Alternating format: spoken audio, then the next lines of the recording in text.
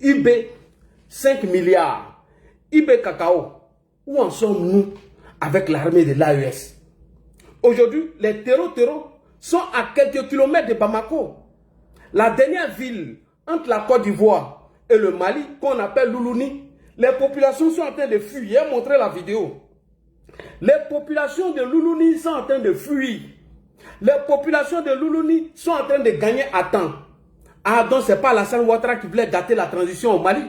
Ah, donc c'est pas Alassane Ouattara qui veut déstabiliser le Mali. Déjà, les vrais déstabilisateurs du Mali étaient au Mali. Les gens qui ont voulu déstabiliser le Mali, c'est Franklin Yamsi, Guillaume Soro, Nathalie Yam, Maïmouna Kamara, Lago Djoudjani, Lago Sanviam, sans oublier Soloba de Cancan et ses panafricains. J'ai dit, IB Cacao, est-ce que c'est Alassane Ouattara qui a envoyé les terreaux là-bas? IB Cacao, le porte-parole, le DJ d'Assimi Goïta, l'homme qui a échoué. Après Assimi, c'est toi. Hein? Il faut t'apprêter. Hein? Après Assimi Goïta, c'est toi. Viens nous faire le bilan de votre transition. Viens nous faire le bilan de votre transition. Parce qu'il n'y a pas de différence entre les terreaux et Assimi Goïta et Ibrahim Traoré. Il n'y a pas de différence entre un terreau et Assimi Goïta et M. Ibrahim Traoré. Les terreaux n'aiment pas la France. Les putschistes aussi n'aiment pas la France. Les terreaux ne veulent pas que tous les pays qui collaborent avec la France soient leurs alliés. Encore, les putschistes n'aiment pas ça. Pareil comme les terreaux. Les terreaux, ils prennent le peuple en otage. Eux aussi, ils ont pris le peuple en otage. Et ils ne sont pas capables d'aller au front. Et on envoie un DJ pour nous emmerder. On envoie un DJ pour nous emmerder. Donc, chers frères et sœurs, j'aimerais vous rassurer ici. Il y a des centaines de Maliens qui ont quitté le Mali pour la Côte d'Ivoire, lu dans le communiqué du Conseil national de sécurité par le ministre Fidel Sarasoro. Je vous rassure sur ça. Et je vais vous rassurer aussi pour vous dire que toutes les dispositions sont prises afin de sécuriser nos frontières pour éviter la chute de Bamako puisse répercuter sur Abidjan. Je suis là pour vous rassurer sur ça. Donc soyez tranquilles. Et c'est là qu'il a tout de contrôle qui vous rassure. Voilà. À Maïna, il n'y a pas pitié dedans. Audi, là, il n'y a pas pitié. Erreur d'un terreau. Quand on voit ton nez traverser Bamako, même si tu as fait 20 mois sur nos frontières, tu as senti ça. Tu vas sentir ça. Donc, M. Fidel Sarasoro, combien de Maliens qui ont fui l'insécurité au Mali? Combien de Maliens qui ont fui l'AES de IB Cacao pour gagner la Côte d'Ivoire? Parce que IB, il ne lui dit pas pour lui. Avant l'arrivée d'Ibrahim Traoré, il y avait près de 40 000 Burkinabés qui ont fui l'insécurité d'Ibrahim Traoré pour venir en Côte d'Ivoire. Lorsque Ibrahim Traoré a pris la tête de cette transition, nous sommes passés de 40 000 à 60 000 réfugiés. De 60 000 réfugiés burkinabés, nous sommes à 80 000 réfugiés burkinabés. Et de 80 000 burkinabés, aujourd'hui nous sommes à près de 100 000 réfugiés burkinabés sur nos territoires. À cause de la faute d'un DJ, d'un manipulateur, d'un menteur, d'un vaurien qui allait s'encabouler, qui allait s'enfermer à Ouaga et qui ne mène plus le combat. Qui, pour faire la propagande, publie des vidéos pour nous emmerder. Qui a mobilisé près de 250 millions de francs CFA pour louer un avion pourri de Vladimir Poutine, aller manger gâteau et se jouer les gars de corps. Comme c'est toi qui es porte-parole de la GEN, comme c'est toi qui es porte-parole de l'AES, viens nous faire le point ici. Où est l'armée pour aller défendre Assimi Goïta? Où sont les soldats de l'AES pour aller défendre Assimi Goïta? Mais regardez son excellence Alassane Ouattara. Lorsque vous avez voulu créer le chaos pendant les élections présidentielles en Côte d'Ivoire, nous avons mobilisé près de 44 000 forces de défense et de sécurité. Lorsque toi, IB Cacao, en connexion avec Assimi Goïta et Guillaume Bafori Soro, vous avez voulu empêcher les élections, Alassane Ouattara a mobilisé près de 44 000 soldats. Aujourd'hui, là, le budget de l'armée de Côte d'Ivoire dépasse les 3 000 milliards, alors que toi, ton budget de fonctionnement est autour de 3 000 milliards. Et c'est toi, là, nous, on va les déstabiliser. Il faut venir aider Assimi Goïta. Il faut venir l'aider, ça ne va pas. Alors, nous allons écouter le porte-parole du gouvernement qui nous fait le point des Maliens qui ont gagné en temps, qui ont frayé l'insécurité chez IB Cacao. On écoute ça rapidement et Téné Brahima doit nous rassurer. Quand Téné Brahima va finir de nous rassurer maintenant, on va aller poser la question à Assimi Goïta. Qu'est-ce qu'ils ont dit quand ils ont fait leur coup d'État? On va aller leur poser la question. Qu'est-ce qu'ils ont dit lorsqu'ils ont renversé M. Boubacar Keïta dit Ibeka? Ils vont venir nous faire le point. Donc, chers parents, je vous rassure, il n'y a rien. Il n'y a pas un maudit qui a traversé nos frontières. Il n'y a pas de garçon. Si tu as s'amusé la puissance de feu, toi-même tu vas sentir. Donc, merci à Ado. Merci beaucoup au président Alassane Ouattara. C'est tout ça le président voyait. Et nous l'avons demandé. J'ai été le premier activiste bénévole du RHDP à demander au président de se présenter, d'être notre candidat. Parce que c'est ça là que je voyais. Ce que vous voyez aujourd'hui, c'est ce que Ladji voyait depuis longtemps. Et j'ai été l'un des premiers activistes à demander au président, j'ai dit, monsieur le président, bien vrai que la Constitution vous permet d'être candidat, soyez notre candidat. Parce qu'il y a quelque chose qui arrive là. Il peut même, ça va l'étonner. Donc, nous allons écouter Fidel Saraceno qui nous fait le point. On va écouter Téné Brahima. Et maintenant, on va aller à nos frontières. Si on finit de sécuriser, on va aller derrière les poutistes là. On va aller derrière les voyous là, les bandits là. C'est eux qui vont armer les terreaux. On vient nous tromper avec un salon de la défense alors qu'il n'y a rien. Ils ont volé l'argent. On vient nous dire que la population... 23h09 à Abidjan. Et bonsoir à ceux qui sont connectés sur YouTube et Facebook. Et encore bonsoir et merci à Ladji Chérif qui a accepté de se pencher sur la situation que vivent les Maliens aujourd'hui. Alors, les Maliens, les communicants maliens nous ont traités de tous les maux et que ils étaient souverains, nous ne devions pas parler de ce qui ne nous regarde pas. Alors, c'est parce que nous savions les conséquences d'une victoire de ce qu'on appelle aujourd'hui les terreaux et qu'on appellera certainement demain les nouvelles autorités maliennes. Alors, nous devions mettre notre nez là-dedans parce que nous allions subir les conséquences des errements de ces militaires qui ont inventé une nouvelle doctrine militaire, à savoir quitter le front pour venir prendre le pouvoir dans la capitale et gérer la guerre. Oui, la guerre c'est une chose trop sérieuse pour qu'elle soit confiée aux militaires. J'ai oublié l'auteur de cette pensée, un grand militaire français de la Première Guerre mondiale, qui l'avait dit. La guerre, ce n'est pas les militaires qui la gèrent, ce sont des politiques. Parce que la guerre n'est pas que militaire.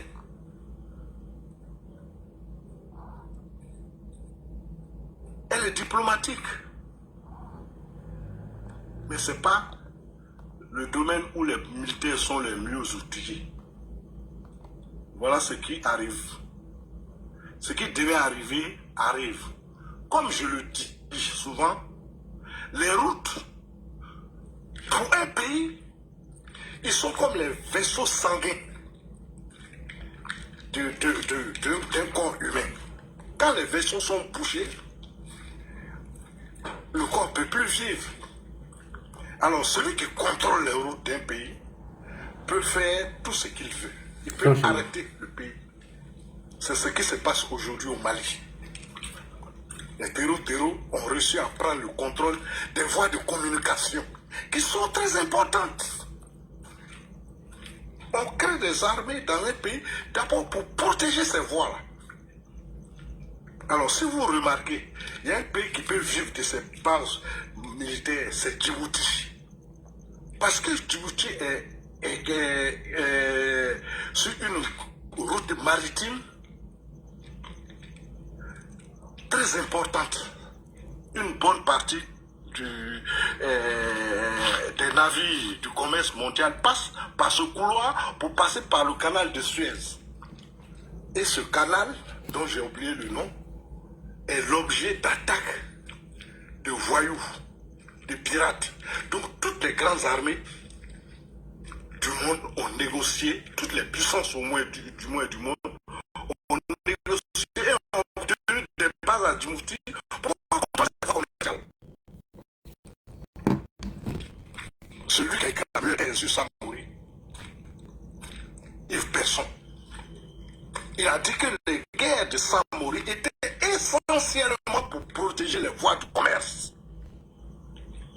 Sa thèse est titrée Samori, une révolution Dioula. Plus de 1000 pages. Si les voies du commerce sont coupées, un pays ne peut pas vivre. Alors quand les Maliens parlent de souveraineté, je l'ai dit sur un panel une fois de Maliens, ils m'ont descendu. Quand ils boivent le thé sous les arbres à Bamako, ce qui vient de l'eau, c'est l'eau seulement. Du Mali, c'est l'eau qui vient du Mali. Qui peut parler de souveraineté? Le thé, on le cultive où au Mali? Le sucre, on le cultive où au Mali? Même les verres qu'on fabrique avec du sable, est-ce qu'ils sont fabriqués au Mali? Alors donc pourquoi nous parler de souveraineté? Alors on a utilisé des propagandistes, des voyous du net pour installer et encenser des militaires. Voilà les conséquences. Nous allons les payer tous. Et remarquez que ces gens-là ont appris à communiquer ce qu'on appelle les terreaux aujourd'hui et qui seront les nouvelles autorités maliennes prochaines, dans quelques jours ou bien dans quelques mois. Ils ne coupent plus les mains et les pieds comme ils le faisaient et quand ils ont pris Tombouctou en 2012-2013. Et ils se sont organisés sur le plan militaire. Ils ne sont pas nombreux. Ils ont compris qu'ils ne peuvent pas livrer une bataille à Bamako. La chute de Bamako ne sera pas comme la chute de Saigon. Ce n'est pas après une bataille que Bamako va tomber. La chute de Bamako sera comme la chute de Damas. On va couper toutes les voies de communication. Ouais. On va certainement révolter la population. Mais les autorités vont finir par fuir la capitale et lâcher la capitale, le centre du pouvoir, à ce qu'on appelle aujourd'hui terreau, et qu'on va appeler demain nouvelle autorité malienne. Parce que si Bamako chute, elles vont envoyer au reste du monde un autre message. Ce que ceux de la Syrie ont fait, ils feront la même chose. Ils sont reçus dans les grandes capitales. Et nous qui sommes les voisins du Mali, nous allons nous adapter à la situation. Nous ne pouvons rien changer au destin du Mali. Nous serons amenés à collaborer avec ces nouvelles autorités. Voilà. On a voulu aider le Mali. Une partie du Mali a refusé qu'on aide le Mali. Qu'on laisse le Mali avec un seul allié qui est la Russie. Qui a été, je le dis, la première armée vaincue par les djihadistes, c'était l'armée russe. Personne au monde n'a vaincu les djihadistes. Le phénomène a été, ils ont été vaincus en Algérie par la stratégie. C'est pas sur le terrain militaire. Ah bon? Les Algériens ont fait des compromis, ont fait des propositions à ceux qui étaient dans le Maquis pour qu'ils déposent les armes. Ils ont négocié. Déposer les armes, vous serez graciés. Et petit à petit, ils ont réussi à les amener à la raison. Ce sont les plus radicaux qui se sont retrouvés dans le désert malien et qui ont commencé les prises d'otages pour se faire un trésor de guerre avant de lancer ces opérations terroristes dans les pays du Sahel. Alors, la Russie va partir. Le Mali sera je dirais même que la Russie, peut-être qu'elle est en train de négocier avec les terreaux. C'est fort possible, hein? Oui. Ils sont certainement en train de négocier, comme ils l'ont fait en Syrie. Comme ils l'ont fait en Syrie, pour avoir une sortie honorable. Je crois qu'ils ont réussi même en Syrie à avoir une base. Alors c'est pour dire quoi? Dans les relations internationales, les hommes ne sont rien. Seuls comptent les intérêts des pays. Et ça, nous les Africains, souvent, on ne comprend pas. Mais la stratégie même était mauvaise. Quand ils chassent les gens là, c'est ce que le taureau fait. Oui, et je l'ai dit sur ton panel, quand ces jeunes soldats, ces 5 paléfréniers qui ont renversé les institutions maliennes, ont demandé aux Français de partir. Lorsque l'armée française a pris son temps pour quitter le Mali, est-ce que vous avez vu les terreaux leur jeter le moindre petit caillou? Non. Non. L'armée française les gênait. L'armée française les gênait. L'armée française les empêchait de progresser.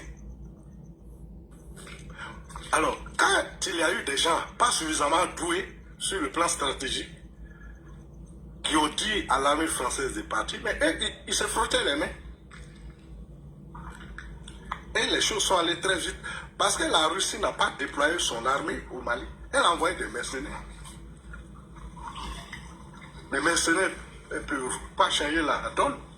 Et puis ils n'ont même pas 5000 hommes aussi, parce que la France avait 5000 hommes et tous les équipements. Oui, bien sûr, avec tous les équipements. Les Russes savent qu'ils ne peuvent pas vaincre les terreaux. Pourquoi ils vont déployer des milliers d'hommes au Mali? Ils savent qu'ils ne peuvent pas les vaincre. Ils ont été les premiers à perdre la guerre face à ces gens-là en Afghanistan. Ils les connaissent. Alors ceux-là, ils ont envoyé une nouvelle forme de guerre. Une nouvelle forme de guerre pour laquelle aucune armée n'est préparée. Voilà, les gens préparent les armées pour affronter d'autres armées. Mais ils ne préparent pas des armées pour affronter des gens qui sont en légué et en moto. Et qui sont partout et nulle part. Qui peuvent surgir à tout moment. Alors, Ils s'en foutent des Rangers, hein, les terreaux là. Comment? Les terreaux là, ils s'en foutent des Rangers. Ils sont à pied plat. Oui. Ils vont partout. Quelqu'un l'a écrit en bas, c'est comme le commando invisible. Il frappe à tout moment. Et ils désorganisent les armées, ils épuisent les armées. Depuis 10 ans quand même, l'armée malienne est épuisée. C'est valable pour toutes les armées de ces 3 pays. Ils sont épuisés. Ils sont épuisés. Voilà. Donc, le tout militaire ne peut pas vaincre le terrorisme. Il faut allier la force, il faut savoir manipuler la carotte et le bâton. Voilà. Aujourd'hui, les Maliens n'ont pas su le faire. Ce qui vient, c'est pas ce qu'on souhaitait. C'est pour ça qu'on interpellait, on disait que non, les Assimi et ses camarades ne sont pas la solution. Voilà. Les Maliens nous ont traités de tout. Aujourd'hui, les populations sont désemparées. Il n'y a plus d'école. Alors, Bamako va certainement chuter. D'accord. On va donner la parole à ceux qui sont à Abidjan pour ne pas finir leur connexion vite. Il y a Khaled qui est à Abidjan, il y a Fofana, on va leur donner la parole vite fait. Voilà, je vais descendre, comme ça tu vas faire monter quelqu'un. Oui, il faut tapoter. Faut pas signaler le live. Je tape sur ta tête. Hein. Voilà, faut pas signaler le live. Bonsoir. Bonsoir, vas-y Fofana, en 3 minutes rapidement, on va donner la parole à qui. On a dit quoi? Parce que Assimi Goïta, c'est un manipulateur. Assimi Goïta a échoué au Mali. Alors, Assimi Goïta a honte des partis. C'est que des jours à venir, Assimi Goïta va quitter le pouvoir au Mali. Au lieu, quand Assimi Goïta prend le pouvoir, il dit que l'ancien président Ibeka a échoué à leur sécurisation du nord du Mali, au sud du Mali. Voilà, quand lui prend le pouvoir, il dit aux Maliens, et il rassure les Maliens que lui va libérer le Mali en 2 ans et en 3 ans, dès qu'il va libérer le Mali. Tu vois, aujourd'hui, ils sont quand même très très graves aujourd'hui. Tu vois, quand Ibeka même là, les djihadistes même là, on envoie mais 1800 ans aujourd'hui là, les djihadistes là sont venus beaucoup dans le Mali. Aujourd'hui là, Assimi Goïta, il a échoué à la sécurisation du Mali parce qu'il a chassé la MINUSMA. Il a chassé l'Union européenne qui défendait le territoire malien. Il a chassé l'ONU qui défendait le territoire malien. Il a chassé la CEDEAO qui défendait le territoire malien aujourd'hui. Assimi Goïta n'a plus d'alliés pour combattre les terroristes. Alors Ibeka, il travaillait à la MINUSMA, Ibeka, il travaillait avec l'ONU, Ibeka, il travaillait avec la CEDEAO, il travaillait avec l'Union africaine. Aujourd'hui, Assimi Goïta n'est pas intelligent, Assimi Goïta n'est pas fort en politique. Chomba l'a dit, aujourd'hui, là, pour diriger un pays, une armée, il faut un intellectuel, il faut un diplomate de pouvoir. L'armée, c'est pas par hasard, c'est pas par ruse qu'on forme des généraux, qu'on forme des combattants, qu'on forme des militaires sur le terrain. On fait une étude. Aujourd'hui, Assimi Goïta n'a pas la capacité. Assimi Goïta n'a pas la force de ça. Aujourd'hui, Assimi Goïta fait la honte du Mali aujourd'hui. Quand Assimi Goïta aujourd'hui, quand il voit sa gouvernance vers le Mali aujourd'hui, moi j'ai honte. Moi j'ai trop honte. J'ai dit aux Maliens que Assimi Goïta ne peut pas diriger ce Mali. Parce que ce Mali est plus fort plus grand que lui, plus fort que lui. Assimi Goïta n'a pas l'expérience de gérer le Mali. Que Assimi Goïta devait prendre l'exemple sur Ibeka, comment Ibeka gérait le Mali. Ibeka était le meilleur président du Mali. Ibeka a su gérer jusqu'à aujourd'hui. Il y a pas un jour, les terroristes ont traversé la frontière du nord jusqu'en Bamako. Non, c'est jamais arrivé. C'est sous Assimi Goïta on a vu que les terroristes ont pris la frontière jusqu'en Bamako. Ils ont même frappé à Bamako depuis une année. Ces terroristes, ils ont replié encore dans le nord du Mali. Aujourd'hui, Assimi Goïta, voilà, quand on lui dit de négocier, c'est pas le moment de négocier et d'aller vers la CEDEAO, d'aller vers l'Union africaine, d'aller vers la MINUSMA et d'aller vers l'ONU. Pour dire de venir en aide. La Russie aujourd'hui, qui est Assimi Goïta prendre aujourd'hui là, la Russie, on l'a vu en Syrie, la même question en Syrie. Comment c'est passé? À la fin, Bachar al-Assad a fui la Syrie. A fui la Syrie. Aujourd'hui là, quand il vous dit la Russie ne peut pas gérer un pays, ne peut pas aider un pays à se développer, ne peut pas aider un pays militairement. La Russie sont là pour vendre les armes. La Russie, elles sont dans le business pour vendre les armes dans ces pays. Et à la fin, eux, ils étaient trahis.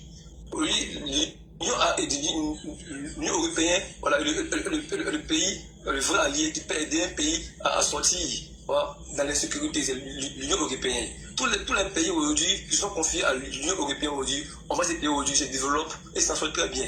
Par exemple, la Côte d'Ivoire aujourd'hui, nous on vient de loin. Nous on n'a jamais trahi la France. Voilà, nous on n'a jamais trahi les États-Unis. Nous on a toujours resté alliés à la France, aux États-Unis et aux autres pays. Aujourd'hui, la Côte d'Ivoire va mieux et va mieux aujourd'hui. Le président Ouattara est venu chercher des alliés pour que la Côte d'Ivoire avance. C'est Assimi Goïta réfléchit.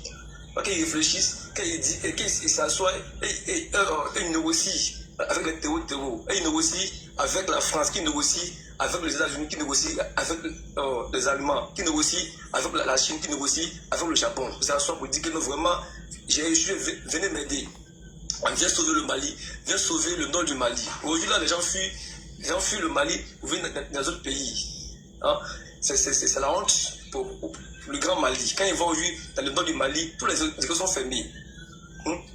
Tous les écoles sont fermées, les usines sont fermées parce qu'ils n'ont pas de carburant. C'est pas un bon nom pour le Mali. Voilà, les autres dirigeants là, eux sur le gouvernement, il n'y a pas un jour qu'il y a eu manque de carburant dans le pays. Non, n'hésitez pas. Voilà. Parce que Assimi Goïta, il est capable.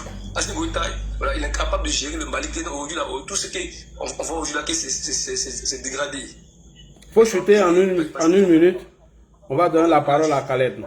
J'aimerais dire, voilà, à ce niveau, il a de libérer les prisonniers, puis les enfermés, de libérer Moussa Mbara, de libérer les généraux. Voilà, les généraux, voilà, les généraux, c'est pas de leur faute. Pas de leur faute. Parce qu'il faut sur le front d'un combat. Toi, tu l'as dit, que Ibeka, tu l'as dit que non, que quand vous étiez sur le front, qu'il n'y a pas d'armes de combat pour combattre ces terroristes. Hein? Mais toi, tu dis que tu as payé des armes. Tu dis des drones de dernière génération. Tu tapais des missiles. Hein? Et ces généraux-là, ils vont au front et on les bat. Et tu dis que ces généraux sont des traîtres. Ils ne sont pas des traîtres. Le combat sur le front est plus fort que eux. Voilà. Ce combat sur le front est plus fort que eux. Parce que quand vous dites devant le monde entier que vous avez amené le Mali, c'est faux. C'est faux. Voilà, si tu as vraiment les armes fortes pour libérer un pays, et tu vas le faire. Parce que tout ce qu'ils ont promis là, ils n'ont pas fait. Alors, tu as pris les armes, tu as lu les armes à la Russie, non, on a vu ça. Tu as dit que tu as pris ces armes là, ça a été faux. Ils ont montré au Mali que tout ce que vous avez payé là, c'est pour vous, c'est pas pour vous. Tout ça, c'est faux. Voilà, parce que quelqu'un qui a les vraies armes, qui a les drones, qui a les missiles, il gagne un combat. Voilà, quand tu as les armes fortes, tu gagnes un combat. Au lieu de la Côte d'Ivoire, là, tout ça aujourd'hui, c'est parce que là, nous, là, chaque combat, on gagne. Voilà. Ok. Non, gagne. Donc, dis Malien que non, qui t'a jugé, non, lève-toi tranquillement, quitte le pouvoir, mets un civil le pouvoir, il va aux élections, et le Mali, sauver le Mali, et pour aider, voilà, le nord du Mali et le sud du Mali, et pour aider les populations. D'accord. Ok, je vais donner ta place à quelqu'un. Hein. Alors, Khaled, on y va rapidement. Hein? Fof, tu as tapoté en bas. Khaled, on y va. Bonsoir, Lagui. Bonsoir. Bonsoir à tous. Bonsoir. Ok. Lagui, j'espère que ton beau, il va bien. Vous avez vraiment arrêté le live là. Laissez mon beau tranquille. Voilà. Il doit aller rendre visite dans l'AES. Tu n'as pas parlé de lui. Hein. Il doit aller, il doit aller rendre visite dans l'AES. D'accord, ok, Lagui, concernant le sujet du Mali, et moi j'ai vraiment de la peine pour certains Maliens, parce que c'est pas, je dis qu'aujourd'hui peut-être la moitié malien regrette d'avoir soutenu ce monsieur. Et parce que quand on regarde d'abord l'objet de leur arrivée au pouvoir, ils avaient dit qu'il n'arrivait pas à assurer la sécurité et qu'il y a des soldats qui étaient tués et que la vie était chère, il y avait des problèmes. Mais comment se fait-il que 5 ans que vous êtes arrivés, la situation s'est empirée?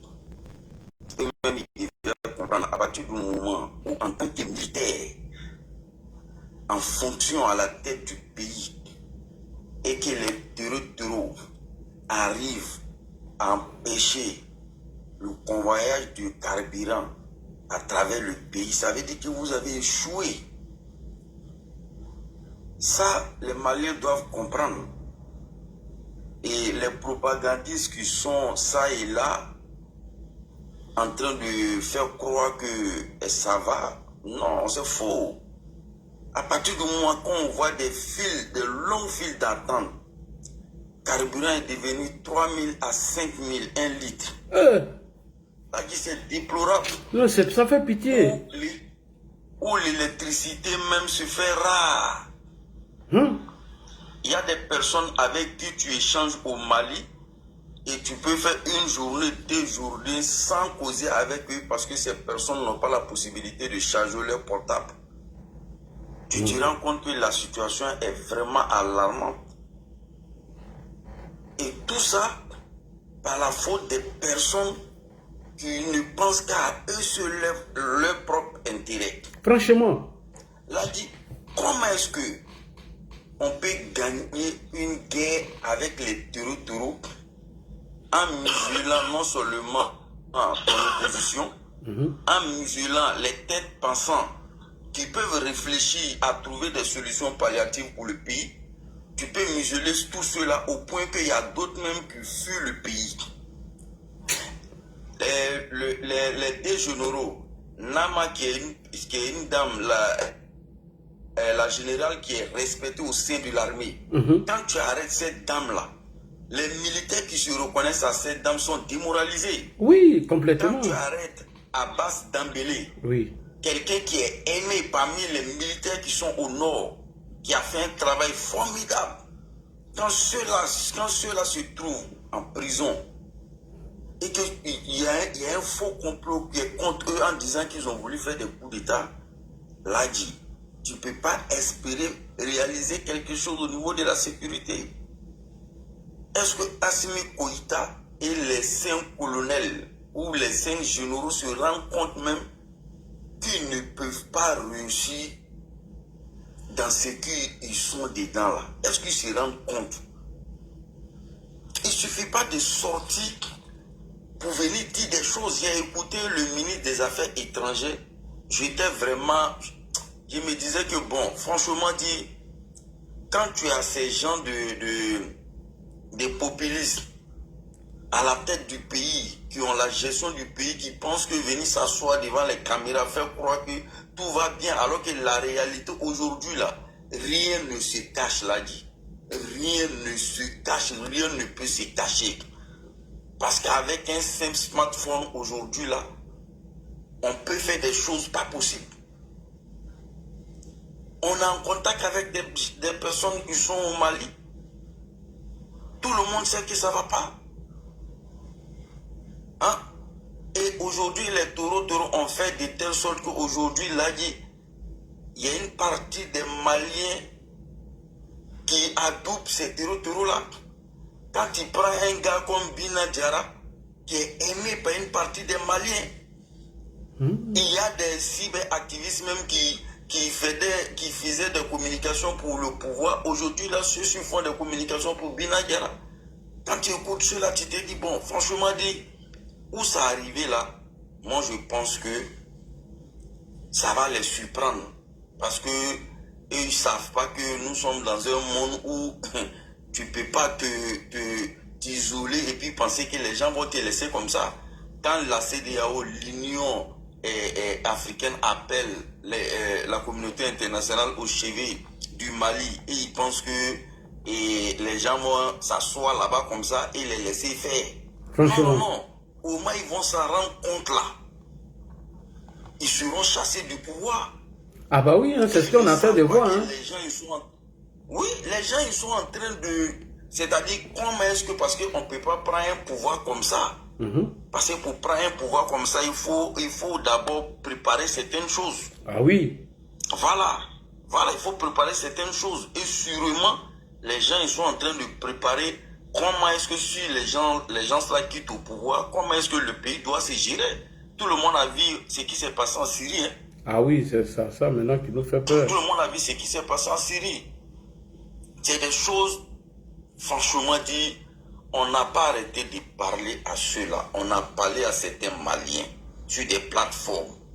On n'a pas... Là, c'est impossible. On ne peut pas gagner une guerre en chassant tout le monde. C'est impossible. Et puis vous venez là, ça fait 5 ans là dit.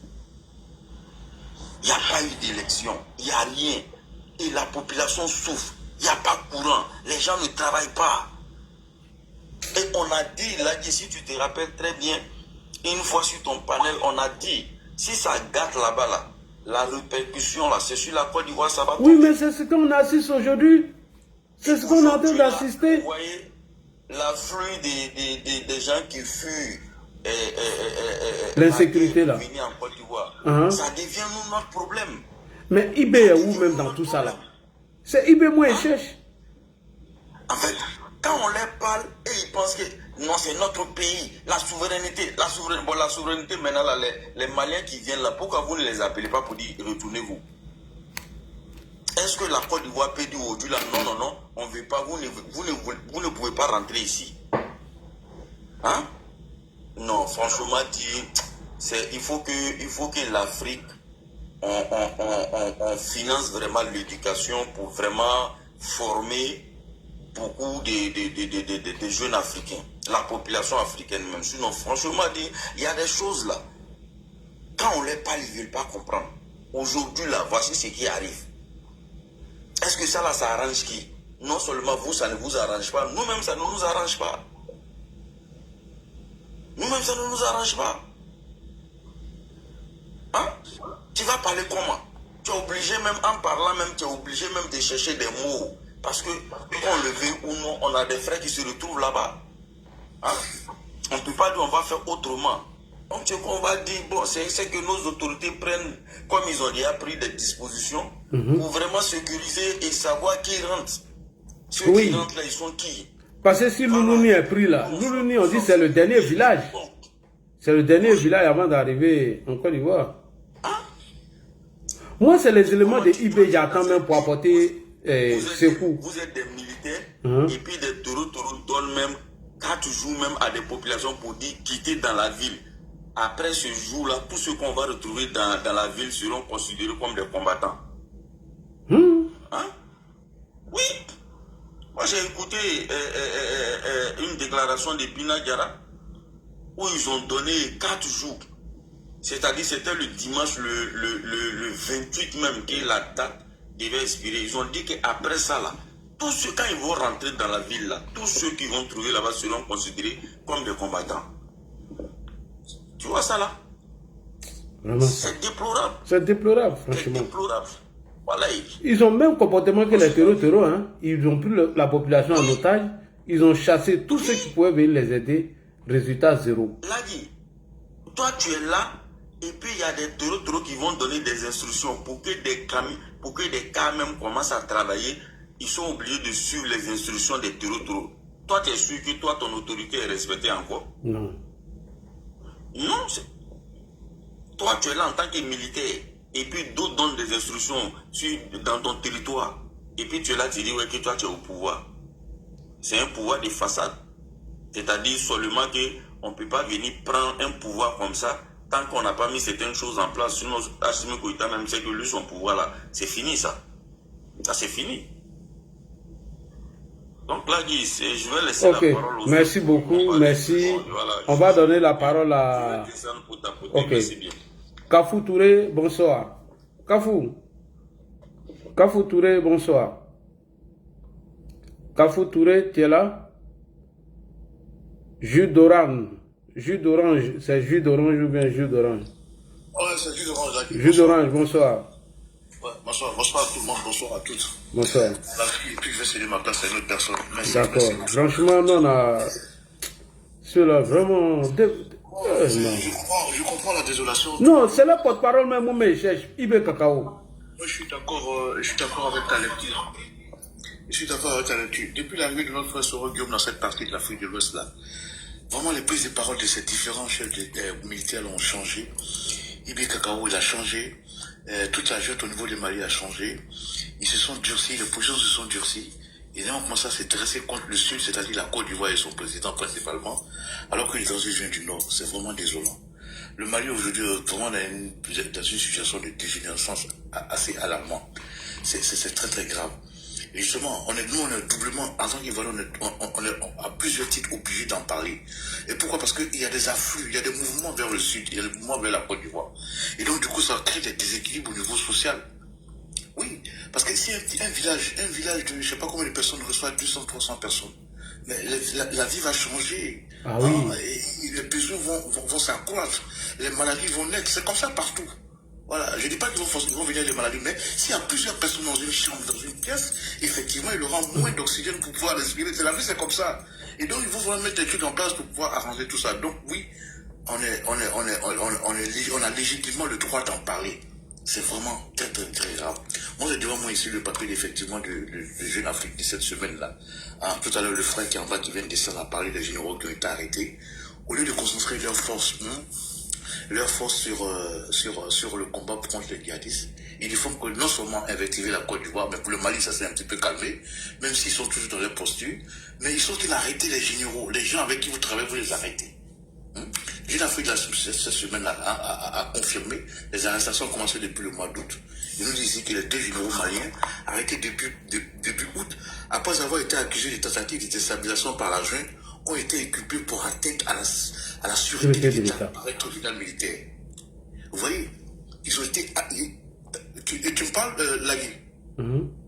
Oui, oui, non, c'est ça, ce que tu dis là. Je dis, c'est tout cela qui affaiblit le dispositif. Hein. Ça affaiblit le dispositif, ça fait des frustrés. Alors je reprends assez rapidement. 2 généraux maliens, arrêtés début août, après avoir été accusés de tentatives de déstabilisation par la junte, ont été inculpés pour atteinte à la sûreté de l'État par un tribunal militaire, a-t-on appris jeudi 13 novembre, c'est-à-dire très récemment là, hein, auprès des sources judiciaires, sécuritaires et de leurs avocats. Abbas Dambélé et Nina Sangara, respectivement général de brigade de l'armée de terre et général de l'armée de l'air, font partie des dizaines de militaires arrêtés puis incarcérés depuis août, après avoir été soupçonnés de vouloir renverser la junte menée par Assimi Goïta. En fait, c'est quoi? Je m'arrête là parce que c'est un peu long.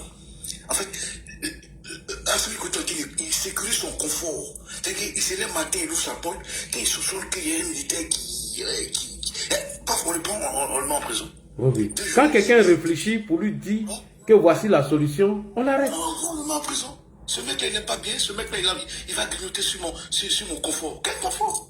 Tu as été formé pour ça? Tu as été payé par les contribuables maliens. Et je sais pas s'il a été formé à Saint-Cyr ou bien il a été formé en France, je ne sais pas où. Mais c'est l'argent des Maliens qui t'ont formé pour que tu sois militaire afin d'aller défendre les intérêts du Mali, aux frontières du Mali. Tu as vu combien d'années tu as assis dans les climatisés là-bas? On nous dit ici que tu ne fais que changer de... je ne sais pas quoi. Et c'est pas 2 jours, ils nous sortent de prison, Issa Kaoudim, le doyen Issa Kaoudim, je ne sais pas ce qu'il veut faire croire aux gens. Qu'en est-il pour Rose Lavichère, cette malheureuse dame-là qui croupait en prison depuis je ne sais pas combien d'années? Rajbak aussi. Hein? Elle a fait quoi? Aussi Rajbak? Elle a battu les choses? C'est quoi le combat, les gars? C'est quoi le combat? Donc oui, franchement, nous en tant qu'Ivoiriens, les gens qui sont en bas, qui je demande à côté de soutenir la victoire, qui nous écoutent, qui ne sont pas d'accord avec nous, on est légitime pour prendre la parole. Ah oui, hein? On est légitime. Parce que tous ceux qui descendent là, oui, c'est les frères maliens, les gens fuient l'insécurité. Donc, l'espion humain les font venir dans un pays calme, qui est la Côte d'Ivoire. Est-ce que vous pensez que on va s'en sortir? Est-ce que vous pensez que c'est des situations tenables? Ceux qui nous écoutent en bas, qui pensent qu'on est en train d'insulter le Mali pour rien. On n'insulte pas les Maliens. On est en train de décrypter une situation. Et quand ils vont venir, il faut qu'ils dorment. Chez nous, en Côte d'Ivoire, on va à l'école. Les enfants vont à l'école. Quand ils font 6-7 ans, on les met à l'école. Tous ceux qui viennent ne vont pas traîner comme ça. Donc, il va falloir traîner pour pouvoir les recevoir. C'est pour ça qu'on en parle. Hein? Donc voilà, je te parle là, Guy, comme on est beaucoup, voici un peu, je suis vraiment beaucoup touché. Mais honnêtement, c'est vraiment sur le Guillaume. Je pense que tu es pour beaucoup dans cette histoire. C'est lui. Je crois que tu vas vraiment rendre compte à Dieu, frère. Au nom de Dieu. Allez mentir seulement, allez tromper les gens. Hein? Franck Nyamsi, lui, moi je le comprends, il est dans son commerce. Voilà, il est en train de rechercher son argent, tout. J'ai envie de dire à la limite, je le comprends, c'est dans sa ligne là. Même si c'est des véreux. Mais à toi, en tant qu'Ivoirien, en tant que fils de Ferki, je sais pas où, à un moment donné, il faut savoir s'arrêter, frère. Il faut vraiment savoir s'arrêter. Merci beaucoup, Merci beaucoup, Jules Durand, merci. Abou, bonsoir. Bonsoir, Abou. Ah, vraiment, la situation devient inquiétante, hein. Mais comme nos autorités nous rassurent, vraiment, il faut rassurer aussi nos frères parce que la situation au Mali, les gens disent qu'il y a une ville qu'on appelle Loloni ou bien Loulouni. On dit la ville là aujourd'hui a été désertée par les habitants, hein. C'est chaud actuellement. Donc comme on a confiance en notre armée et puis la réélection du président, voilà, qui donne encore une autre confiance, franchement, ça fait pitié pour nos frères, hein. Voilà, merci beaucoup à vous. Tu as la parole. Bonsoir à tout le monde, merci beaucoup. Merci et bonsoir à tout le monde en fonction de vos positions respectives. Merci. Bon, moi, vous avez parlé tout à l'heure des responsabilités. Bon, si on doit situer les responsabilités, il faut aller même au-delà des Guillaume Soro. Ouais, on y va, vas-y. Les responsabilités sont partagées et on est tous responsables de ce qui se passe aujourd'hui en Afrique de l'Ouest. Parce qu'à un moment donné, nous sommes tus.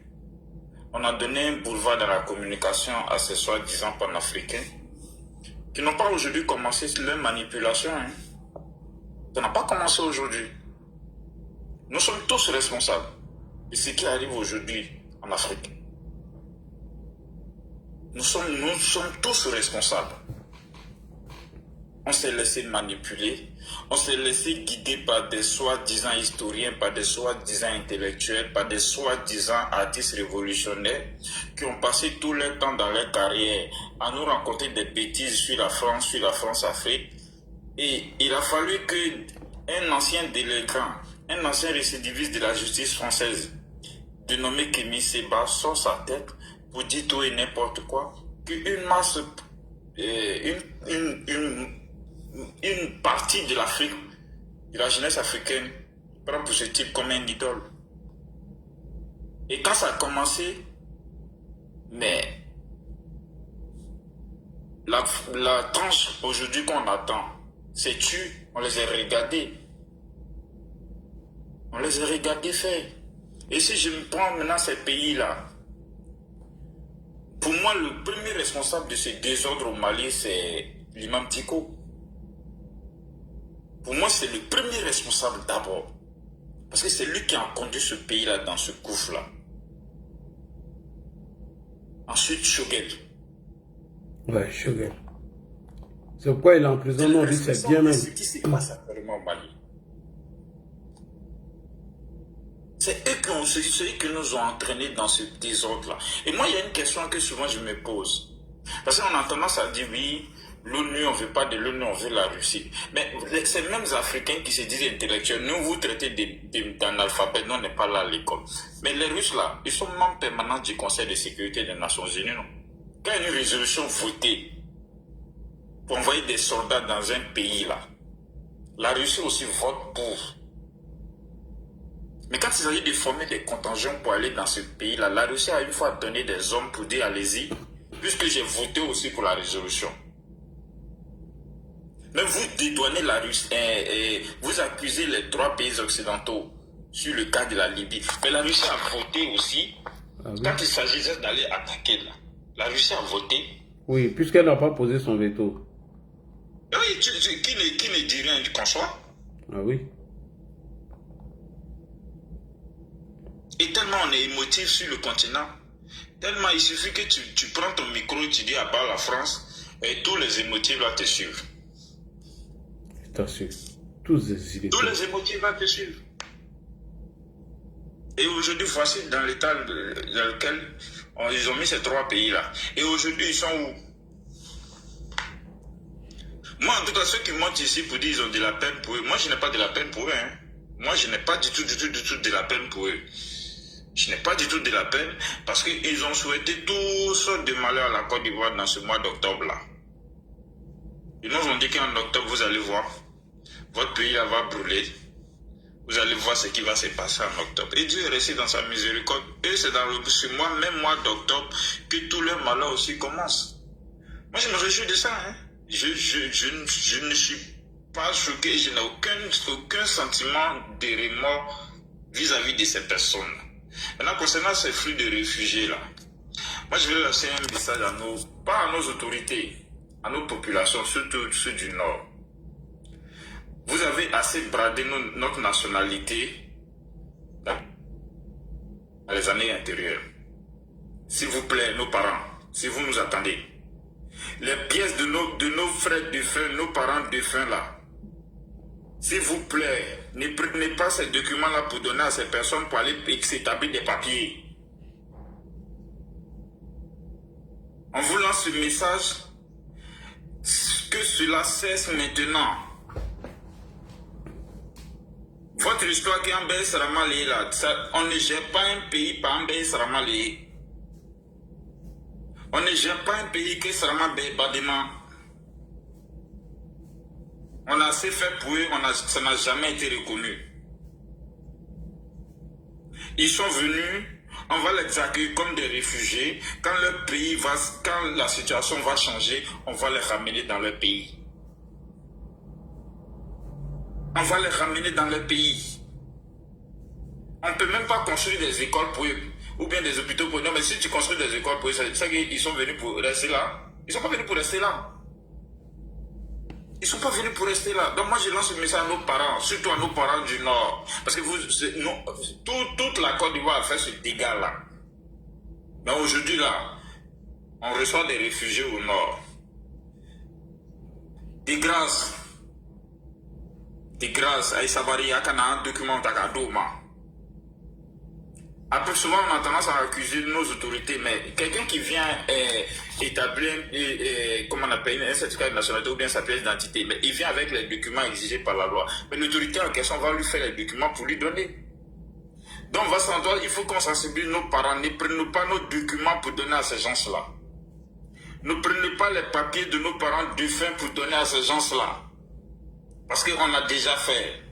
Ceux de l'Ouest l'ont fait quand le contingent libérien est venu. Aujourd'hui, ce sont ces Libériens-là qui nous menacent. S'il vous plaît, ils ne sont pas venus pour rester ici. Ils ne sont pas venus pour rester chez nous. Ils vont se retourner chez eux. On ne gère pas un pays pour dire ben Saramalé. Non, ça vous avez fait ces erreurs-là dans le passé. On ne veut plus ça. Saramaya Bolami non il est fait. Eux là ils ne s'acceptent même pas. Quand on leur dit qu'il faut accepter les réfugiés de l'autre pays, ils disent qu'il ne fait pas. Ceux même qui nous ont montré l'islam là. Eux là, entre voisins là, ils disent je ne veux pas, je ne prends pas. Donc nos parents du Nord là, s'il vous plaît, il faut sensibiliser nos parents du Nord. Ne prenez pas nos documents. Négo, je vais prendre le papier de ma femme. Toi, oui, ma femme est ta maman. Moi, je suis ton papa. Tiens, vas-y, va à la préfecture. S'il vous plaît, nous avons fait assez de tort à la Côte d'Ivoire. Ne retombons pas dans ça encore. Ne retombons pas dedans. Grand frère, je vous remercie. Merci beaucoup. Ok, merci beaucoup, le frère. Merci. Merci. On va écouter. Un berger qui est quitté à Pennsylvanie, là, il sait comment gérer un pays. Même un village de 12 personnes, là, il va vous gérer jusqu'à vos morts. C'est de ça qu'il s'agit. Vous avez pris tout votre temps ici pendant des années à accuser tous les boubou mabel là, sur tous les plateaux de télé. Tous les partis politiques sont dessous. Aucune association ne peut se manifester dans vos deux pays. Mais c'est vous qui êtes sur le vous dites non, il n'y a pas de liberté de l'expression. Mais quand vous prenez les gens comme Kole Gbagbo Solomon, comme les Tania, hein, ils vont s'asseoir chez vous au Burkina là-bas. Les gens qui vont faire conférence de presse à l'université. Les gens comme Kole Gbagbo Solomon. Mais c'est quoi là, apprendre les gens comme il faut fabriquer un cocktail Molotov. Qu'est-ce que tu vas dire de bon? C'est de ça qu'il s'agit. Et c'est là où on écoute. Les gens comme les Octumons, les Souris de Paris, bras cassés, pieds cassés, qui ne travaillent pas, qui dorment en colocation. Moi, je suis en Côte d'Ivoire, il y a un bulletin de salaire. Lui, il n'en a pas. C'est deux choses différentes. Toi, tu vis sur contribuable de la France. Mais aujourd'hui, là, vous êtes où? Vous, les Souris de Paris, là, vous avez toujours dit ici, oh, Assimi Goïta, le général fort, il a frappé les terreaux. Mais vous êtes où aujourd'hui? Vous ne parlez pas? On dit, il y a un village là qui s'est évacué, ils sont en Korogo, vous êtes où? Ou bien c'est un ancien film, on a montré sur les réseaux, comme vous avez fait pendant les élections là. C'est ça, parce que vous êtes fort dans ça. Alors vous avez montré des anciennes vidéos de Yopougon, qui a Abidjan, Yopougon en feu, en flamme. Ça, c'est pas ancienne vidéo, hein. C'est les gens qui se sont déplacés en centaines. Ils sont au nord. Le président demande à ce qu'on va les recenser. Et vous serez recensés bout à bout. Et quand les terreurs vont finir de s'installer au Koulouba là, on va vous convoyer à Sikasso, tranquille. Ou bien à Zégua. Après la frontière, vous rentrez chez vous, c'est terminé. Et puis nos soldats se retournent. Parce que vous êtes à un autre continent, nous aussi on est à un autre continent. C'est de ça qu'il s'agit. Grand frère l'a dit, moi j'ai des vidéos que Yelassi m'a envoyées. Je te jure, si je t'envoie sur ton WhatsApp, et je te mets au défi, si tu as pu manger sauce rouge pendant 2 jours, moi je ne viens plus sur TikTok. Et ça s'est passé au Mali. On a dépêché l'homme comme un mouton de Tabassi. Dépêché l'homme comme un mouton de Tabassi. So, au Mali, ça s'est passé. J'ai encore la vidéo. Mais vous avez accusé le président, vous avez insulté le vieux là, insulté sa maman, traité de tous les noms. Même un mot, il n'a pas branché. Mais un enfant béni de Dieu, là, c'est toujours comme ça. Le temps va finir à nous donner raison. Et on va voir si vos plateaux de télé, là, comme on ne peut plus critiquer, on va voir. Comme votre ministre de l'Intérieur est sorti pour dire non, c'est une question humanitaire, sinon tout va bien au Mali. On vous attend. De la façon dont vous allez ressortir pour faire un communiqué pour dire ça ne va pas là. On attend ça aussi pour voir. Voilà. On attend ça aussi pour voir. Et vous n'avez rien chez vous, vous n'aimez pas les autres. Et vous n'avez rien chez vous, vous traitez les gens de tous les noms. Et pour ça, là, on doit avoir une compassion pour vous, on doit avoir pitié pour vous. Non. Sombrez jusqu'à votre dernier souffle. Demain, j'irai manger un poulet même à la fin, avant la fin du mois. Voilà, un poulet de soupe bien pimenté. C'est tes frères, hein? Tranquille, dans la paix du Seigneur. C'est tes frères, hein? C'est de ça qu'il s'agit. C'est de ça qu'il s'agit. Et mon souhait le plus ardent, même qui sombre jusqu'au dernier village. Mais pourquoi quand ça a commencé, vous n'avez pas pu aller au Burkina? Parce que vous savez que là-bas aussi, c'est la même chose. Ah non, Ibé n'a pas quelqu'un pour les attendre. C'est chaud aussi, Ibé. C'est chaud aussi, Ibé. Pourquoi vous ne partez pas au Sénégal? Mais vous avez parti à l'Algérie, Mauritanie, là. Vous savez où vos parents sont restés. Les Algériens vous sont venus vous installer sur vous-même vos propres territoires. C'est de ça qu'il s'agit. Mais nous, on vous a permis tout. On vous a ouvert la porte de la Guinée comme de la mer. Mais malgré ça, ça ne vous a pas suffi de nous traiter de tous les noms. Nous traiter de valets des salons, d'apprentis des salons, d'apprentis mécaniciens, apprentis présidents, apprentis ministres. Mais quand le ministre Agumani s'arrête pour faire conférence de presse, puis il dit Ibé Cacao, ça vous fait mal. Mais quand vous dites là, et quand vous donnez un droit de réponse là, vous trouvez qu'à de trop vulgaire. Est-ce que pour chasser, est-ce que pour dire à quelqu'un, va chez moi, tu as besoin de faire sortir la population, mais de faire parler avec lui? Non. Ça se parle entre deux personnes qui sont intelligentes. C'est de ça qu'il s'agit. Donc je vais m'arrêter là. Voilà, que vraiment ces deux pays-là, que les âmes là se confient au diable, voilà, que les pays là périssent jusqu'au dernier village. Et quand ils vont reconstruire le pays, ils vont écouter les gens quand ils vont vouloir leur donner un conseil. C'est de ça qu'il s'agit. Que Dieu les tue là-bas et tous. Il est fâché. T'es devenu, il faut prendre la parole. Sinon, si femme là, elle prend la parole là avant toi, elle ne va pas finir. En tout cas, moi, je suis d'accord avec Koroko. Koroko, je suis d'accord avec toi. Mais c'est ton affaire de manger poulet tous les jours là. Il faut aller attraper un coya, tu vas le manger. Voilà, t'es devenu, je t'ai dit, hein. Femme là, quand elle a commencé tout de suite là. Tout, bah, moi, elle a eu mon vieux là. C'est ça qui a commencé. Ah, faut prendre la parole de... Parce qu'elle, quand elle vient prendre la parole là, c'est dit que c'est l'ancien go de mon vieux. Hein. Depuis il a cassé son cou là, tout Niagara va venir mettre ici. Ah bon? Oui, c'est l'ancien go de mon vieux, il a damé ciel. Ah, non, c'est Goumen qui fait ça. Voilà, son Goumen là, c'est ça, elle va venir verser ici. Bonsoir mon grand dos, Ladi Shérif, bonsoir à tous les co-débatteurs, à ceux aussi qui nous suivent depuis les commentaires. Bon, vous savez, hein, déjà il faut comprendre la crise qu'il y a aujourd'hui dans ces trois pays-là. Et pour comprendre cette crise-là, il faut savoir que c'est d'abord un problème de faillite de l'État. En effet, vous allez voir que dans tous ces trois pays-là, l'État a failli dans diverses régions. Les populations étaient laissées pour compte. Il y a des endroits où il y avait un micro qui est ouvert. Ah oui, c'est Tata son micro. Ouais, vas-y, il est fermé. Vas-y. Donc vous verrez que dans certaines régions, on a laissé les populations pour compte. Il y a des régions où vous irez, les populations sont obligées de faire des kilomètres pour avoir ne serait-ce que de l'eau. Oui. Vous irez Ça dans fait des endroits pitié. où il n'y a pas d'école, vous irez dans des endroits. Voilà. Donc, ce faisant, ils ont laissé ces populations-là comme à la merci des djihadistes, à la merci des trafiquants de toutes sortes. Et il y a certaines régions comme les gens de l'Azawad qui sont des sécessionnistes depuis belle lurette, qui ont profité de cette situation-là, du fait que leur région est pauvre, du fait que l'État n'est pas présent dans ces régions-là, ont profité de cela pour s'implanter, pour implanter des idéologies de sécessionnistes et tout ça. Donc, déjà, la faute est à l'État malien. Tout ce qui se passe dans cette région, c'est la faute d'un État qui, depuis près de 60 ans, a fait que des coups d'État.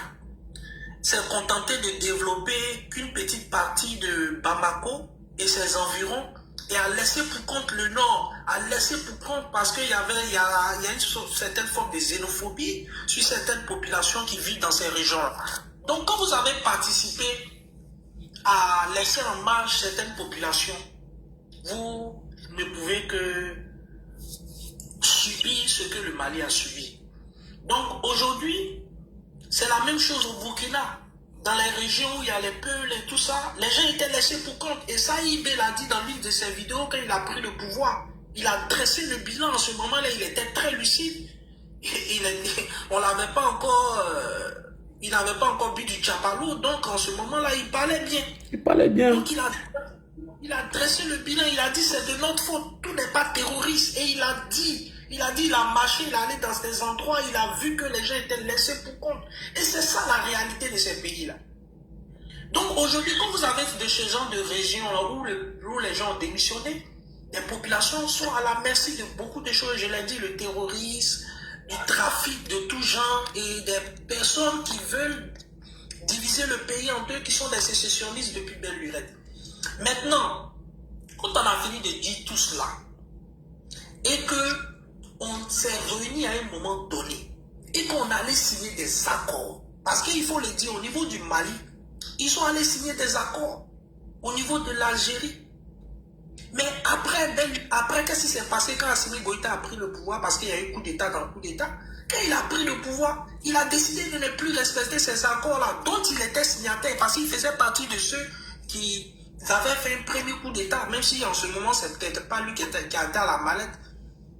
Ils ont décidé de ne pas respecter ces accords, juste parce qu'ils avaient des nouveaux partenaires. Ils ont acheté quelques avions, tels des enfants. Après avoir eu des jouets, ils ont voulu aller les tester sur les terreaux. Pourtant, nous tous, on sait bien que pour mener une action contre le terrorisme, il n'y a pas que le terrorisme, contre aussi des personnes qui sont des sécessionnistes, qui sont des Maliens, qui ont des revendications. Le monsieur a décollé ses drones, il a décollé ses avions qui venaient d'avoir et il allait tirer sur les populations, il tirait sur tout ce qui bouge. Moi, j'ai dit que c'est de l'irresponsabilité. Et ce faisant, il a créé encore beaucoup plus de problèmes dans cette zone, beaucoup plus de frustrés. Et même l'Algérie lui a dit, nous, on s'est engagé à faire la médiation entre vous et ces personnes-là, mais vous ne respectez pas ces accords. Et aujourd'hui, c'est le non-respect de cet accord-là. Assimi Goïta pensait qu'il allait pouvoir régler le problème, qu'il allait pouvoir, par ces nouveaux jouets qu'il a acquis, régler le problème, mais il a complètement échoué. Et ça, l'Algérie lui avait dit clairement. Parce qu'aujourd'hui, ce problème qu'on a aujourd'hui dans cette sous-région, dans ces pays-là, ne pourront se régler que de deux manières. Soit on décide de s'asseoir et de discuter, de faire un gouvernement d'union nationale et de mettre en minorité les islamistes. Parce que dans l'équation aussi, il y a ces personnes-là qui étaient très minoritaires là, et ça, il faut le dire.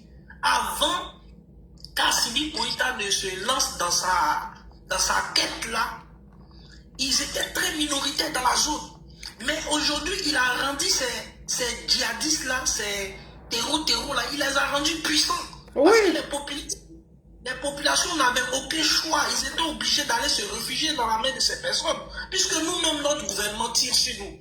Notre gouvernement même nous affame. Notre gouvernement même ne tient pas compte des réalités qu'il y a chez nous. Il n'y a pas d'école, comme je l'ai dit, il n'y a pas d'hôpitaux dans ces zones-là. Et même quand les hôpitaux existent, c'est la précarité dans ces hôpitaux. Donc c'est ça, c'est une faillite d'abord. Donc, Assimi Goïta ne veut pas respecter les accords d'Alger.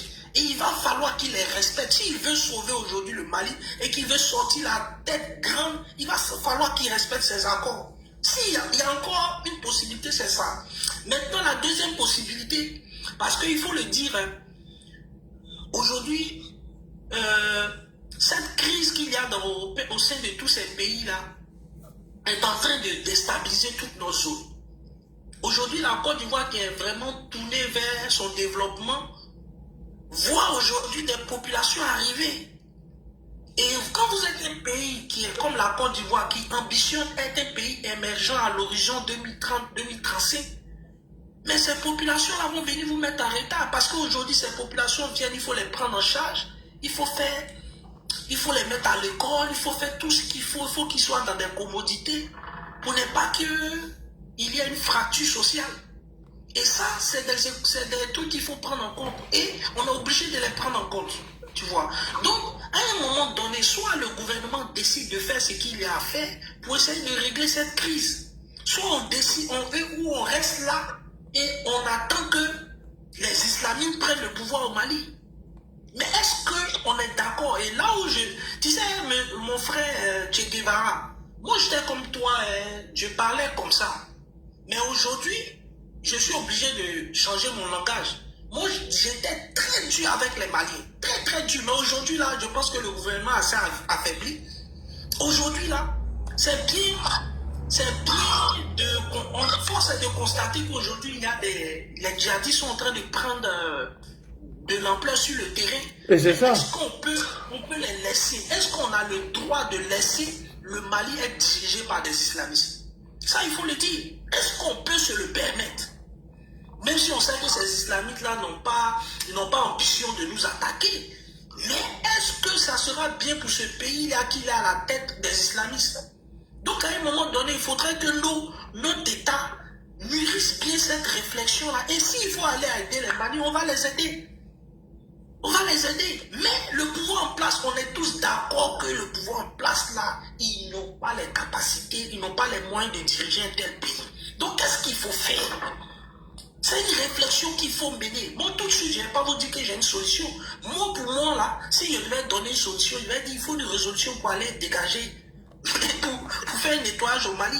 Il faut qu'il y ait une intervention de l'Union africaine, même si je sais que ça sera difficile. Ça serait difficile, hein? Regarde. Même la France avait mobilisé 5000 hommes avec tous les matériels, mais ils ont réussi à repousser. Mais durant combien de temps?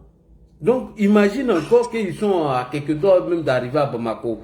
Avec l'aide d'Assimi Goïta qui a emprisonné tout le monde, chassé tout le monde. On ne pouvait pas critiquer. Tous ceux qui critiquent vont en prison. Donc, voilà. Ça devient compliqué, frère. C'est compliqué. Non seulement c'est compliqué parce que pour faire une intervention au Mali, il faut une résolution d'une organisation sous-régionale. Après ça, il faut une résolution au support de l'Union africaine. Et après ça, il faut une résolution de l'ONU. C'est compliqué tout ça.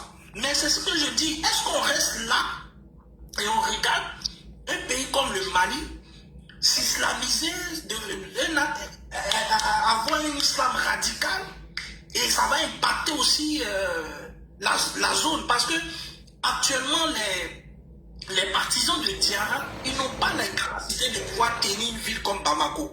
Parce qu'il n'a pas assez d'hommes. Donc il a besoin de recruter. Et dans les zones où il passe, il recrute. Voilà. C'est ça le danger. Mais quand vous avez un pays qui est en proie à l'islamisme, c'est pas bon. C'est une idéologie qui va forcément se réparer. Même si on dit au sein de la Côte d'Ivoire, c'est qu'il faut nord, on a fait en sorte que les jeunes ne puissent pas être recrutables, tout ça. Non, on n'est pas à l'abri. On n'est pas à l'abri. Donc, on est obligé de faire quelque chose, mais qu'est-ce qu'on fait?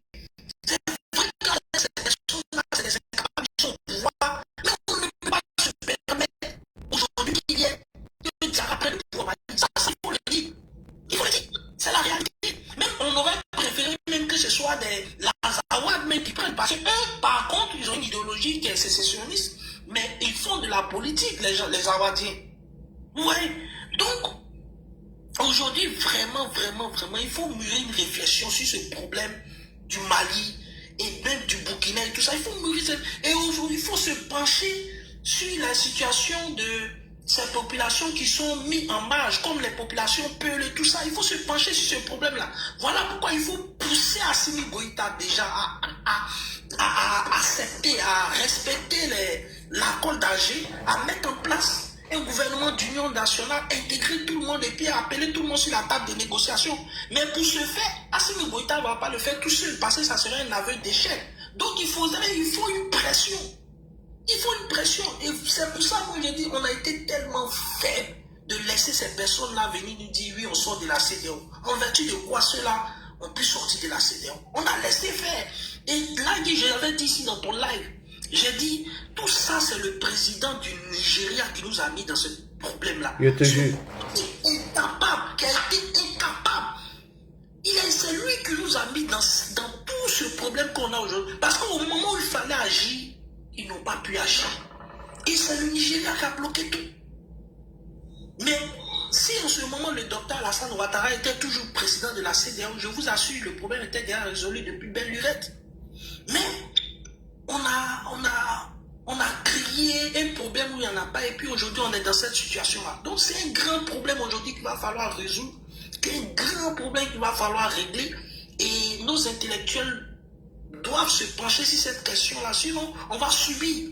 Un pays comme la Côte d'Ivoire va continuer à avoir des flux de migrants. Et ça ne va pas s'arrêter parce qu'aujourd'hui, au jour d'aujourd'hui, Diarra, comme je l'ai dit, il n'est pas prêt à lancer une offensive sur Bamako. Il n'est pas encore prêt, il n'a pas assez d'hommes pour ça. Oui, non, il n'a pas assez d'hommes. Même s'il prend la ville, il ne pourra pas la tenir longtemps. Non, tu vois. Donc, il est dans sa phase de recrutement. Il va continuer à recruter les gens, à endoctriner les gens tout autour. Il va agrandir son armée. Voilà, et ça, il ne faut pas le laisser faire. Je vais m'arrêter là. Il y a quelqu'un qui démarre. Oui. Je voudrais faire une motion. Puisque n'oublie pas aussi que Bamako fait près de 3 millions d'habitants. Après Bamako, après Abidjan, c'est Bamako qui vient parce qu'à Abidjan, il y a au moins 3 500 000 Maliens à Abidjan. En Côte d'Ivoire, en Côte d'Ivoire, je ne peux pas dire Abidjan seulement, parce qu'à Abidjan, il y a 6 millions d'habitants. Et donc, Bamako fait 3 millions d'habitants. Ce qui veut dire les Maliens même qui résident en Côte d'Ivoire sont nombreux que ceux qui sont à Bamako. Et une ville de 3 millions de personnes n'est pas facile à prendre comme ça. Hein. Il faut avoir un certain nombre de trucs. Voilà, parce qu'on sait que les gars là vont fuir. Est-ce que les autres militaires vont se rallier? Est-ce que s'ils vont casser les prisons, est-ce qu'eux-mêmes vont prendre le devant des choses? C'est ça que nous craint. Parce que selon des informations, ils disent qu'ils sont en train de discuter pour trouver quelqu'un pour venir faire la transition. Si on prend Bamako, ce n'est pas un problème pour eux. Hein. Mais c'est de tenir Bamako pendant longtemps là, qui serait un problème. Oui, vas-y avec ta motion, Ted Bruni. Pardon, Tchérivara. Oui, grand frère, moi j'ai écouté Ted Bruni. Ted Bruni, l'Algérie là, c'est un pays islamique. Le Maroc c'est un pays islamique. L'Arabie Saoudite c'est un pays islamique. De quel droit la Côte d'Ivoire doit aller dire aux Maliens qu'il ne faudra pas que les musulmans s'installent? Ils n'ont qu'à prendre, c'est les pays. Non, je t'ai compris. Non, pardon, je t'ai compris. Quand tu dis que c'est des pays islamistes, C'est une stratégie. Non.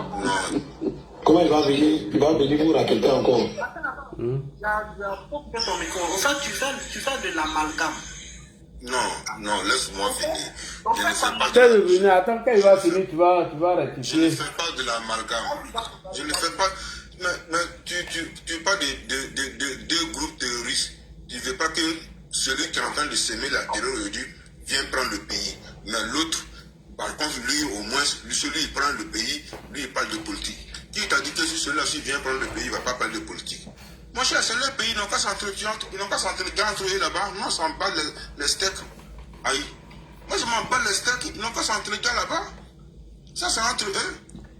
En quoi c'est la Côte d'Ivoire une responsabilité des gens? La Côte d'Ivoire n'a aucune responsabilité des gens. La Côte d'Ivoire n'a non, je sais que le Junim ne va pas vouloir prendre le pays pour rester. Soit s'ils ont réussi à chasser les putschistes, je sais qu'ils vont mettre soit un civil, ou bien soit ils vont mettre quelqu'un religieux, ou bien un truc devant. Mais eux-mêmes ne vont pas vouloir. Voilà. Ah, tiens, si ceux-là sont assis là-bas, non, on est foutus. Ah, il ne pourrait même plus aller draguer une go Sénifo au nord là-bas. Il n'y a plus aller au nord. Hein. Vous les femmes Sénifo là, priez Dieu, hein. Il ne faut pas les morales avant arriver là-bas. Hein.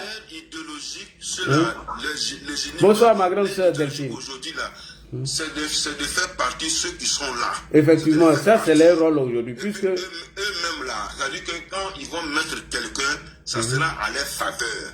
Voilà, c'est de ça qu'il s'agit, ça sera à leur faveur. Voilà. Maintenant, nous, on s'en bat les steaks. S'ils veulent, ils n'ont qu'à se manger les couilles là-bas. Ça n'engage que eux. Et la Côte d'Ivoire n'a aucune responsabilité dedans. Tu ne peux pas aller trouver quelqu'un chez lui à la maison, dire que toi tu vas donner une loi, il n'a pas instauré pour diriger sa famille avec. Ils n'ont qu'à se diriger entre eux. Non, c'est diriger entre nous ici. Nous, on écoute nos dirigeants, ils nous donnent des lois, on suit le regard de la loi. Non, ils n'ont qu'à se débrouiller entre eux. Non, ça me Non, t'as de choses. Moi, c'est de Bruni. Je n'ai pas de remords pour ceux-là. Moi, depuis nos 49 ans, je n'ai plus de remords pour eux. Il n'y a pas quelqu'un qui parle de ça dans ma tête. Moi je le dis, même si le président Ouattara m'appelle et puis il me dit il faut les pardonner, je dis je ne les pardonne pas. Mets-moi en prison. Moi je comprends pourquoi Ted de Bruni dit ça. Ceux-là c'est les bandits, hein, les gens des trucs là. C'est pas des islamistes, hein, c'est des voyous, c'est des bandits même. Oui. Un, c'est des trafiquants. Deux, ils vivent des choses. Ils vivent des prises d'otages. Et trois, c'est-à-dire qu'ils sont même choses que les putschistes. Donc c'est des gens, ils n'ont pas de loi, ils n'ont rien, ils s'en foutent. Qui va vouloir traiter à ceux-là? Donc tu vois. Donc c'est ça, c'est là il y a un peu le danger. Attends, je vais finir. C'est là il y a un peu le danger. Maintenant, s'ils ont réussi à faire partie les putschistes qui décident de mettre des gens un peu, voilà, tu comprends, non, devant, on peut comprendre. Moi, je vois un peu l'inquiétude de Ted de Bruni que je comprends. Ceux-là, c'est les gens barbares, hein. Ils s'en foutent, hein. Et ceux-là, ils vont vouloir même s'arrêter là-bas, puisque tous les cibles là, regarde, tous les cibles, c'est tous ceux qui coopèrent à la France. Voilà un peu le danger, c'est ça dont on est en train de parler. Et eux là, tous ceux qui coopèrent à la France, la Turquie, la Russie, et ils vivent et où ils s'enrichissent même là, c'est les prises d'otages. Donc le rôle qu'ils veulent faire, c'est quoi? Ça veut dire même la pression, faire partie de la junte, puisque eux-mêmes ne peuvent pas, non, les gens, les experts ont montré qu'ils ne peuvent pas tenir une ville pendant longtemps. Maintenant, mettre quelqu'un à la tête de cette transition, d'où vont trouver des accords. Puisque les gens même disent que l'Algérie même est derrière, hein, puisque voilà, depuis la crise a commencé entre l'Algérie et puis la junte militaire qui ont décidé de mettre à la poubelle les accords d'Alger. Bon, Alger a laissé tout, hein. Donc bref, moi je veux que, voilà, on trouve une solution, il ne faudrait pas que, voilà, après tout ça là, ça vient se déverser sur nous. Nous, ça va nous coûter beaucoup d'argent. Nous, ça va nous coûter beaucoup d'argent, hein. Ted de Bruni, il ne faut pas rigoler ça, hein. Ça, c'est pas... Bon, c'est beaucoup d'argent, moi, je le sais. Mais comme je l'ai dit, là, l'Algérie supporte beaucoup plus l'Azawad et les sécessionnistes, là. C'est que l'Algérie est beaucoup plus derrière. Parce qu'ils sont gardés, ils ont été gardés. Il faut aller dire l'histoire des Jnim, là. Ils ont une partie même qui a commencé vers l'Algérie, hein. Attention, hein. Toi, tu ne trouves pas ça bizarre? Regarde, Ted de Bruni, il y a le temps même. Un, ils ne s'entendent plus. Ils ont fait partie de tous les partenaires. Deux, les guerres s'est amplifiée entre eux et puis l'Algérie. Trois, où tout ça là même s'est gâté, puis ils ont mis les généraux, le tout là. Regarde comment ils sont en train de percer. L'Algérie arrivait à faire la pression sur eux, hein. L'Algérie arrivait à faire la pression sur eux, n'oublie pas. Les soldats au Mali aussi ont commencé à refuser d'aller au front. Ça aussi, mais ils ne sont pas bien payés, Ted de Bruni. Quelqu'un qui m'a un sourire. Ouais, je ne sais pas si c'est des xénophobes. Excusez-moi les xénophobes. Ça, c'est pas pour vous, truc, hein. Pas pour vous insulter. Des soldats maliens mangent souris et puis truc au front. Bon, les xénophobes, ils ne le mangent pas à cause de la faim. Eux mangent ça parce que, voilà. Attention, on n'a pas voir. C'est pas moi qui dis. Betou, Chamanet ou Nirana, pardon. Attends. Ton papa, oui. Merci beaucoup. Tu es fan de mon vieux. Il n'est plus là. Si tu veux le voir, il est sur la route de Dabou. Il est sur la route de Dabou. Il faut aller le trouver là-bas. Avec Dabou sur la chaîne. Il n'a pas sourire. Bref. Donc, on a vu ici des soldats maliens qui mangent souris au front. Tellement c'est chaud. Ils n'ont rien.